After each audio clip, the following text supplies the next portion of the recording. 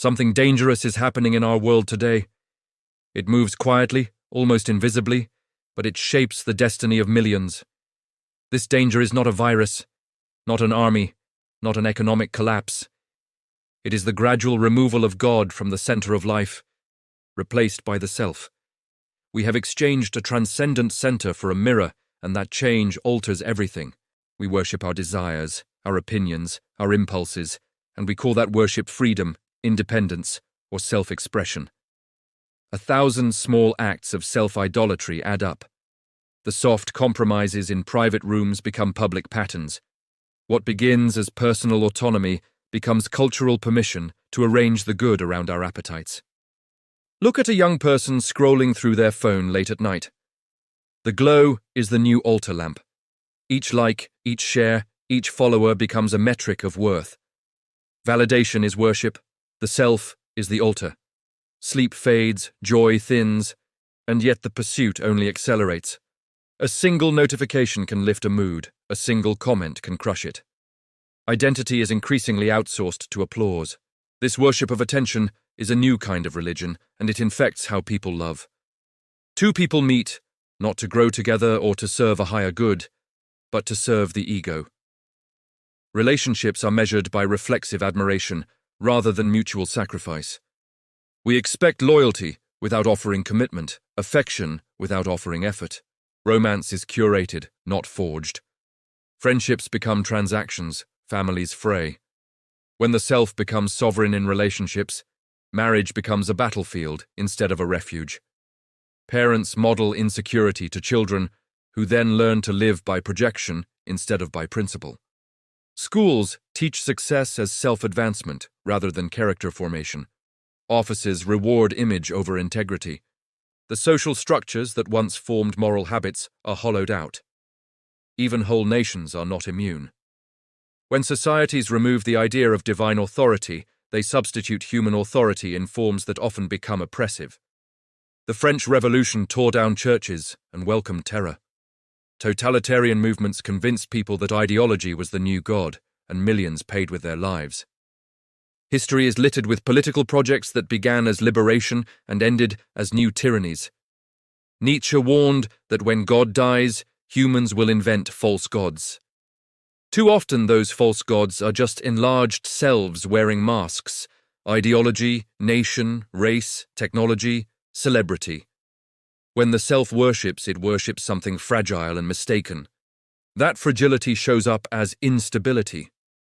A leader overreaches, an ideology uncompromisingly demands obedience, a celebrity's fall produces moral confusion.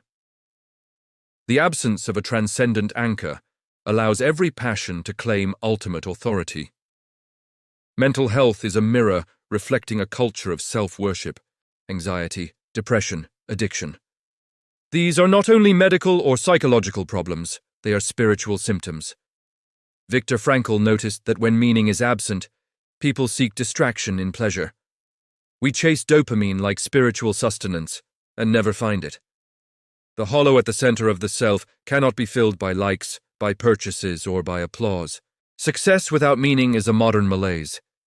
The richest, most famous, most admired often report the same emptiness as the poor and unknown. The difference is only in the props. When the ego is asked to be savior, it fails spectacularly. The soul needs more than affirmation. It needs orientation to the true, the good, and the beautiful, to something beyond itself. Education, knowledge, and art are affected as well. Learning that aims to comb the world for trophies of superiority becomes a pale imitation of true study. Science pursued to amplify status becomes a tool of vanity, not of discovery. Art created to attract admiration becomes spectacle rather than revelation. True learning and art once aimed at renovation of the soul. When their aim is applause, they lose their power. Ethics and public life bend under the weight of image-making. A CEO chasing a brand will rationalize compromises. A politician hungry for influence will reframe truth to suit polls. A commentator hungry for views will stoke division. The logic is simple. Where the self is worshipped, ends justify means. That is why moral compasses break. Morality crumbles when the question, what is right, is replaced by, what feels right. Convenience replaces principle. Popularity substitutes for truth. Blaise Pascal observed that people would sooner deny God than submit to him. Today we see that denial in incremental choices that chip away at conscience. Each small concession normalizes the next. The historical pattern repeats. Rulers who claimed ultimate authority without humility embraced disaster. Caesar flirted with divinity. Napoleon crowned himself. Tyrants proclaimed ideologies that erased human dignity. Empires that build themselves on self-justification and worship of power eventually rot from the inside. Humility was the forgotten virtue, and without it, the machinery of rule devoured those it sought to elevate. Pleasure itself becomes an idol. The soul chases sensation, then control, then approval, then status. The ladder of false gods climbs from gratification to power, to fame, to ideology, to identity politics, and then emptiness. Each new idol promises fulfillment, and each fails. Epicurus long ago taught restraint. Now our culture teaches consumption as therapy. The soul rebels. Faith offers a clear counter to this quiet disaster. To bow before God is not to become small in a degrading sense. It is to be reoriented from a center that cannot save to a center that can. Prayer humbles us, not to diminish dignity, but to properly locate it.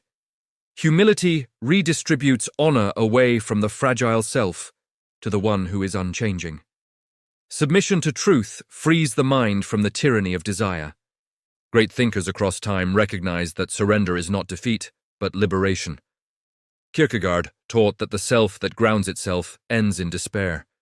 Jung warned that the gods changes into illnesses. Frankl insisted that meaning precedes happiness. Pascal saw pride as a barrier to peace. When the soul re-enters relationship with God, it finds a larger story and a firmer hope. The heart without God becomes a battlefield. Competing desires wage war, appetite versus conscience, fear versus faith, pride versus service. The mind becomes a prison of rumination. Even success becomes a cage because it continually demands reinforcement. As Tolstoy and Dostoevsky showed, intellectual brilliance or wealth without moral grounding can be one of the most dangerous places to live. Society mirrors the individual. When souls are unsettled, institutions follow. Schools, workplaces, and governments begin to function as echo chambers of desire rather than as forms that cultivate virtue. Technology accelerates this process by refining attention into a commodity. Algorithms do what gods cannot. They model behavior and reward what keeps people clicking. The result is structuralized distraction. The fragility of the self is not only philosophical, it is practical. A person built on the approval of others collapses when that approval wanes. A culture built on spectacle, hollowing out truth, must constantly invent new spectacles to sustain itself. The self is a poor anchor in storms. History and experience prove it. Faith elevates humanity by reorienting desire. Obedience clarifies, submission liberates, prayer stills the storm. Humility becomes a source of strength because it allows for growth. Devotion to God transforms goals from self-preservation to service. The soul finds rest not by becoming the center, but by joining a larger orbit.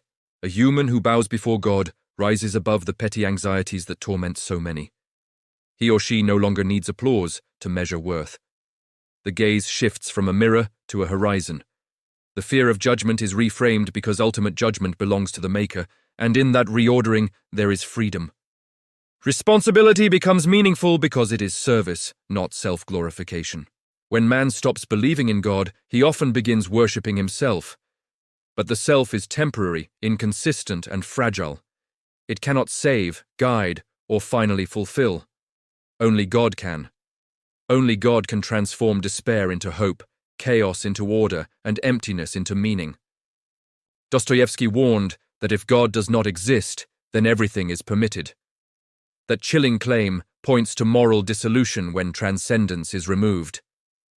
The choice before every person is not merely theoretical, it is practical and urgent. People can continue to craft fragile empires of ego, careers, brands, reputations built on sand that will shift with public opinion. Or they can return to God, to the humble posture of kneeling that paradoxically leads to rising. The world needs less self-love and more divine love. Every reflection, desire, ambition, these must find their proper place. The ego is not divine. The self is not enough. Only God can restore meaning, purpose, and peace. History, psychology, and philosophy all point in the same direction. The self without God exhausts. With God, the soul is restored. Practical change begins in ordinary acts.